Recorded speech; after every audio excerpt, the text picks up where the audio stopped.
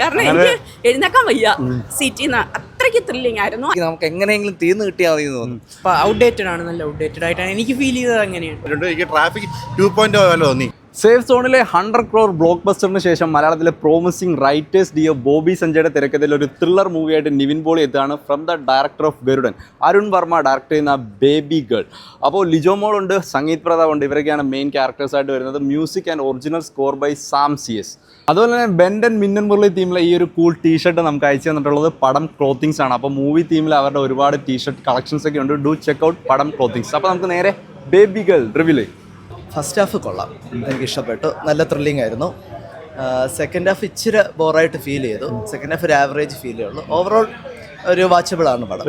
എങ്ങനെ ഉണ്ടായിരുന്നു baby girl?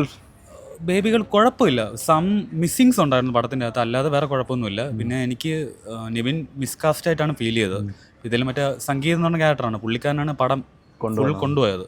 അത് വേണ്ടായിരുന്നു എന്ന് തോന്നുന്നു. സെലക്ഷൻ ബോറായിരുന്നു പുള്ളിക്കാരൻ. അത് ഇതിൽ ആപ്റ്റ് അല്ലാതെ ഫീൽ ചെയ്തു.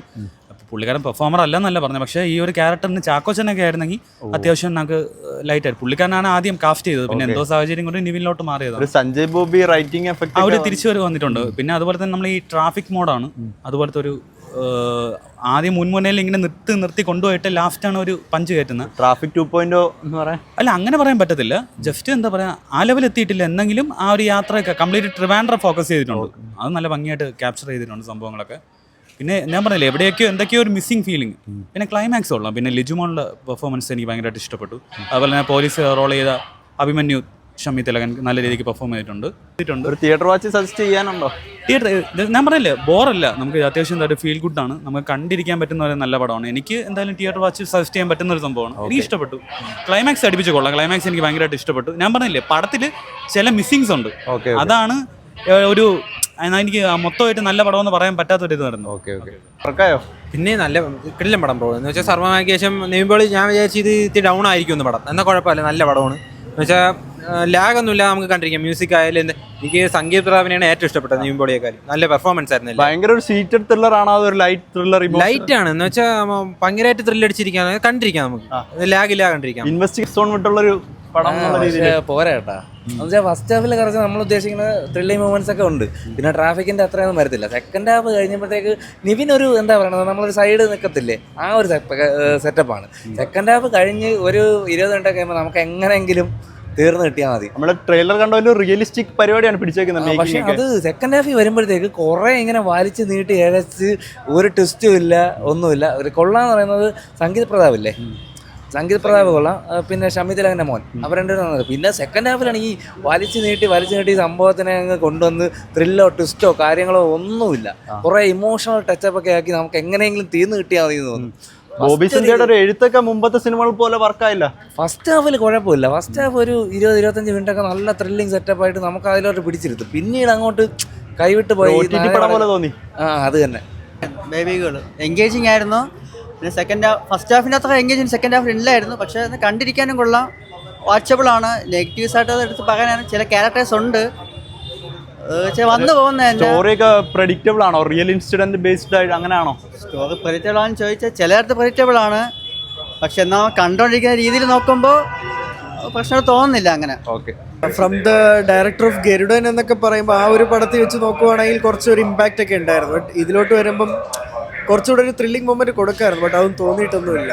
ഭയങ്കരമായിട്ട് ലാഗ് ക്ലൈമാക്സ് ഒക്കെ വരുമ്പോൾ ഒരു ഇന്റൻസ് ത്രില്ലർ റിയലിസ്റ്റിക് ആയിട്ട് അങ്ങനെ ഒന്നുമില്ല, വലുതായിട്ട് തോന്നിയിട്ടില്ല. എങ്ങനെയാണ് സ്ക്രിപ്റ്റിലാണോ? ഒരു സ്ക്രിപ്റ്റില് ക്ലൈമാക്സ് വരുമ്പം അത് പെട്ടെന്ന് തീർക്കായിരുന്നു. ബട്ട് വീണ്ടും അത് കൊണ്ടുപോയി അത് ഒരുമാതിരി ലാഗ് അടുപ്പിക്കുന്ന പോലെ തോന്നി. അത്രേ ഉള്ളൂ. നിവിൻ പോളി ഫാക്ടർ ഒക്കെ വർക്കാ? ഓക്കെ, അതൊക്കെ ഓക്കെ, കുഴപ്പമില്ല. പുള്ളിയുടെ അഭിനയമൊക്കെ നൈസാണ്. പുള്ളി ഇപ്പോഴും ഒരു ട്രെൻഡ് സെറ്റർ ആണല്ലോ. ഭയങ്കരമായിട്ട് ഇഷ്ടപ്പെട്ടു. ഭയങ്കരമായിട്ട് ഇഷ്ടം. ഞാൻ മോനെ കണ്ടിട്ടുണ്ട് കേട്ടോ. എപ്പോഴും കാണും എല്ലാ ഫിലിമിനും. അപ്പൊ നിവിൻ പോളിയുടെ ഒരു വേറൊരു ജോണറിൽ നിവിൻ പോളിയുടെ വേറൊരു ജോണറാ. ഇപ്പൊ നമ്മളെല്ലാ മനുഷ്യന്മാരും ഒരു സമയത്ത് എന്തായാലും തോക്കുമല്ലോ ലൈഫില്.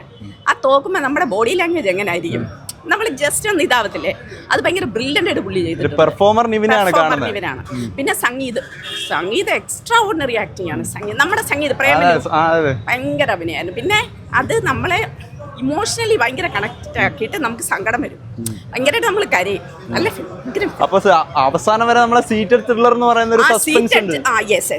അതായത് ഇന്റർവെൽ ആയപ്പോൾ സാധാരണ ഞാൻ ഓരോന്ന് വാങ്ങാൻ ഇറങ്ങും, ജ്യൂസൊക്കെ വാങ്ങാനേ.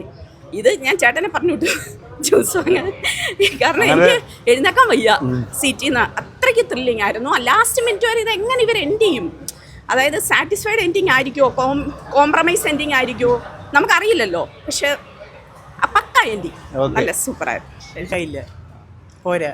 ഇതിനു മുമ്പ് അവർ ചെയ്ത ബോബി സഞ്ജയ് ചെയ്ത പല മൂവീസുമായിട്ടൊക്കെ ഇപ്പോൾ ഔട്ട്ഡേറ്റഡ് ആണ്, നല്ല ഔട്ട്ഡേറ്റഡ് ആയിട്ടാണ് എനിക്ക് ഫീൽ ചെയ്തത്. അങ്ങനെയാണ് ഒരു റിയലിസ്റ്റിക് ത്രില്ലർ എന്നുള്ള രീതിയിലാണോ? അങ്ങനെയൊന്നും തോന്നിയില്ല. എന്താണ് ട്വിസ്റ്റ് പ്രഡിക്റ്റബിൾ ആയി പോയതാണോ? ഇല്ല, സാധാരണ നോർമലായിട്ട് അങ്ങ് പോയി. പ്രത്യേകിച്ച് ഒരു ഇനിഷ്യൽ മൂമെന്റും കാര്യങ്ങളൊന്നും തോന്നിയില്ല. എങ്ങനെയാണ് ത്രൂ ഔട്ട് ഇൻവെസ്റ്റിഗേഷൻ ത്രില്ലർ ആണോ അതൊരു ഇമോഷണൽ ത്രില്ലർ ആണോ? അല്ല, ഇൻവെസ്റ്റിഗേഷൻ അല്ല, ഒരു കാര്യം കണ്ടത് മിസ്റ്ററി കണക്ക് ഇങ്ങനെ പോയിക്കൊണ്ടിരിക്കുന്നത്. ഓക്കെ, സ്ക്രിപ്റ്റിലാണ് പോയത്? സ്ക്രിപ്റ്റിലാണ് പോയത്.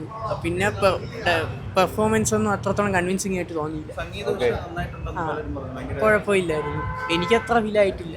നല്ലൊരു തിയേറ്റർ വാച്ചിനോ സജസ്റ്റ് ചെയ്യാനായിട്ട്? ഇല്ല, ടൈം ഉണ്ടെങ്കിൽ ഒന്ന് കാണാം.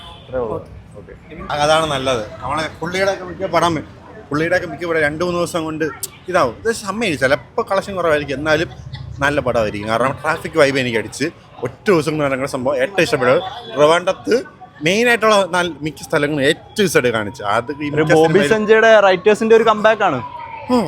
അത്യാവശ്യം നന്നായിട്ടുണ്ട്. പിന്നെ ചിലപ്പോൾ ആൾക്കാർ പറയും ക്ലീശയാണ്, പുതിയതാണ് എന്നൊക്കെ പറയും. അത് നോക്കണ്ട, പടം നന്നായിട്ടുണ്ട്. എനിക്ക് ട്രാഫിക് 2.0 പോലെ തോന്നി. കഥ പണ്ട് കിടക്കുന്ന സമയത്ത് സിമിലാരിറ്റി വന്നു, പക്ഷേ ഒരു ഇതുണ്ട്. പക്ഷെ കമ്പാരിസൺ ചെയ്യാൻ പറ്റില്ല, അതൊരു വല്ലാത്ത ത്രില്ലായിരുന്നു. അത് ഡയറക്ടർ അത് വ്യത്യാസമുണ്ട്, എന്നാലും പടം നന്നായിട്ടുണ്ട്. ലിജോ മോളൊക്കെ വേറെ ലെവൽ. കാരണം സ്ക്രീൻ സ്പേസ് വെച്ച് നോക്കിയാൽ സംഗീത് പ്രതാപ്, ലിജോ മോളൊക്കെ വേറെ ലെവലായിട്ട് പോയി. അത് പെർഫോമർ വൈസ് നോക്കിയാൽ ഓപ്പൺ ആയിട്ട് പറഞ്ഞാൽ ലിജോ മോളാണ്. ഞാൻ ഇപ്പോൾ പടം അല്ലെന്ന് പറയില്ല, പക്ഷെ ഒരു ഇതുണ്ടല്ലോ, ഒരു കുറെ ഇമോഷണൽ ഹുക്കിലാണ് നിർത്തുന്നത്. ആണ് ആ ഒരു സംഭവം. പടം കൊള്ളാം. കാരണം സത്യം പറഞ്ഞാൽ ഒരു പകുതി നമ്മളെ മനസ്സിലാവും അവസാനം ഇങ്ങോട്ടാണെന്ന്. പക്ഷേ ഒരു അങ്ങനെയല്ല, ക്ലീശ ബ്രേക്കിംഗ് അല്ല, പക്ഷെ പടം നന്നായിട്ടുണ്ട്. അതെ, റിയലിസ്റ്റിക് എനിക്ക് പേഴ്സണലി നല്ല ഇഷ്ടപ്പെട്ടു. ഇപ്പോൾ സർവ്വമായയിൽ പുള്ളി, നമ്മുടെ നിവിൻ പോളി ഒരു യങ് ആയിട്ടുള്ള ക്യാരക്ടറാണ് ചെയ്തിരിക്കുന്നത്. ഇതിൽ കുറച്ചുകൂടെ മെച്ചുവേർഡായിട്ട് അത് നല്ല രീതിക്ക് പുള്ളി ചെയ്തിട്ടുണ്ട്. പക്ഷേ എനിക്ക് പുള്ളിക്ക് പെർഫോം ചെയ്യാനുള്ള സ്പേസ് കുറച്ചേ കിട്ടിയുള്ളൂ എന്ന് എനിക്ക് തോന്നി. അതിനേക്കാളും കുറച്ചുകൂടെ സ്കോർ ചെയ്ത് നമ്മുടെ സംഗീത. ബോബി സഞ്ജയുടെ മുന്നത്തെ റിയലിസ്റ്റിക് ത്രില്ലർ സിനിമകളുടെ സ്ക്രിപ്റ്റ് ഒക്കെ വെച്ച് നോക്കുമ്പോൾ ഭയങ്കര ഒരു സീറ്റഡ് ത്രില്ലർ. ഇത് എനിക്ക് നല്ല ഒരു സീറ്റഡ് ത്രില്ലറായിട്ടാണ് തോന്നിയത്. അല്ല വേറെ കുഴപ്പമൊന്നും എനിക്ക് തോന്നിയിട്ടില്ല. നല്ല സ്ക്രിപ്റ്റ് ആയിരുന്നു, ഓക്കെ ആയിരുന്നു. തിയേറ്റർ വാച്ച് ഉണ്ട്. തിയേറ്റർ വാച്ച് ചെയ്തില്ലെങ്കിലും OTT-ലാണെങ്കിൽ പോലും കാണണം, നല്ല പടമാണ്. റിയലിസ്റ്റിക് പരിപാടിയാണ്. എനിക്ക് ഇഷ്ടപ്പെട്ടു. നല്ല സിനിമയാണ്. സ്റ്റോറി പറഞ്ഞതുപോലെ നമ്മുടെ ത്രില്ലർ ആണെങ്കിലും എല്ലാം നല്ല സെറ്റായിട്ട് തന്നെ ചെയ്തിട്ടുണ്ട്. ഫാമിലി ഓഡിയൻസിന് വേണ്ടി പറ്റിയ ഫിലിമാണ്. അതെ, മൂവി ഫുള്ള് സസ്പെൻസ് ആണ്. അവസാനം വരെ ത്രില്ലിംഗ് ആണ് സിനിമ. അവസാനം വരെ ത്രില്ലിംഗ് ആണ്. ഒരു റിയലിസ്റ്റിക് പരിപാടിയാണ്. അതെ, റിയലിസ്റ്റിക് തന്നെയാണ്. അതെ. ഓക്കെ, നിവിൻ പോളിയുടെ ഒരു എങ്ങനെയുണ്ട് പെർഫോമൻസും കാര്യങ്ങളൊക്കെ? പെർഫോമൻസ് അടിപൊളി, നല്ല മൂവിയാണ്, എല്ലാവരും കാണണം. ഓക്കെ, ഇന്റൻസ് ഇമോഷൻ അങ്ങനെ പരിപാടിയാണ്. ത്രൂ ഔട്ട് ത്രില്ലടിച്ചിരിക്കും ലാസ്റ്റ് വരെ. കഥ എങ്ങനെയുണ്ട്? കൊള്ളാം. ഓക്കെ.